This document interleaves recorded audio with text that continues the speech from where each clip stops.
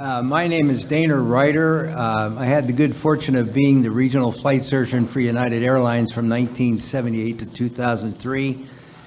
At the time I joined United Airlines, the HIMSS program was in its infancy, and we were very fortunate, or I was very fortunate, to have in Southern California the referral resources of Dr. Joseph Pursch, the aeromedical addiction psychiatrist par excellence in the country.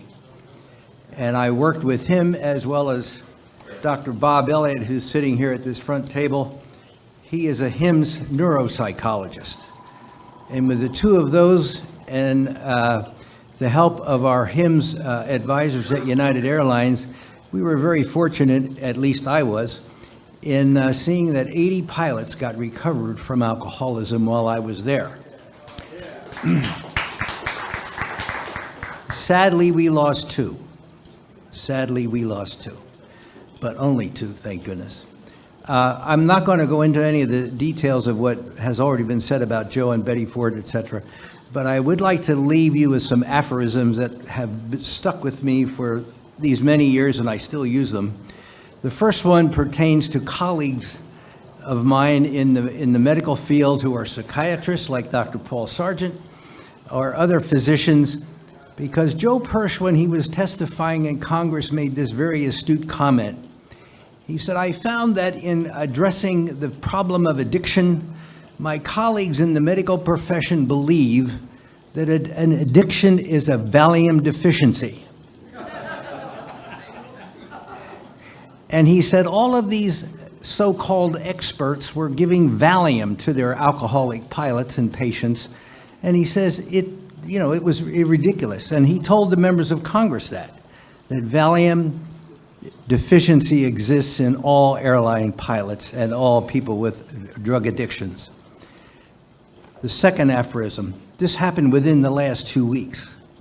I'm working right now with an alcoholic pilot who's trying to get a special issuance from the FAA, and in reading his medical history, I found that in 2008, he was convicted of a DUI with a blood alcohol of 0.2. For those of you who know, that's almost 3 times the legal limit here in the state of California. And the AME that saw him at the time said, "You need to go to treatment, and I'm going to defer your application and send it to the FAA for their concurrence." Sure enough, Dr. Chesanow, the FAA psychiatrist, wrote this pilot and said, "You need to get into treatment now." This was in 2009. And the pilot, in his wisdom, took the advice of his attorney. And he appealed to the National Transportation Safety Board, claiming that the FAA was out of touch. And sure enough, an administrative law judge said, "The FAA is wrong. You are not an alcoholic. I'm going to return you to flying." And 13 years later, he's sitting in my office trying to get his special issuance for alcoholism. And I immediately thought of Dr. Pursch, and I pointed this out to him. I said, if you'd have followed that advice in 2009, you and I wouldn't be sitting here.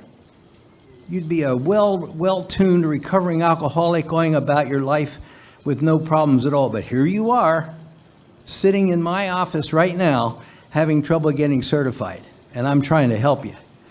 I'm going to remind, and I told him, I'm going to remind you of what a colleague of mine said to me a lot of times, and Joe Pursch said this to me within the last few years. He said, "Dana," he said, "lawyers get people off. Doctors get people well."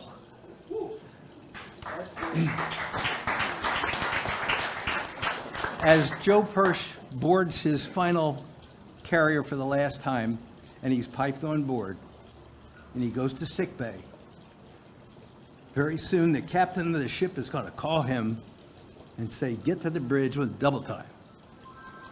And when Joe Pursch gets to the bridge, he will report to the captain, salute the captain, and he will say, "How can I help you?"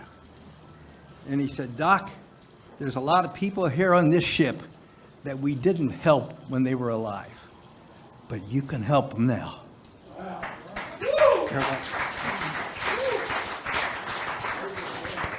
Thank you, sir. Thank you, sir.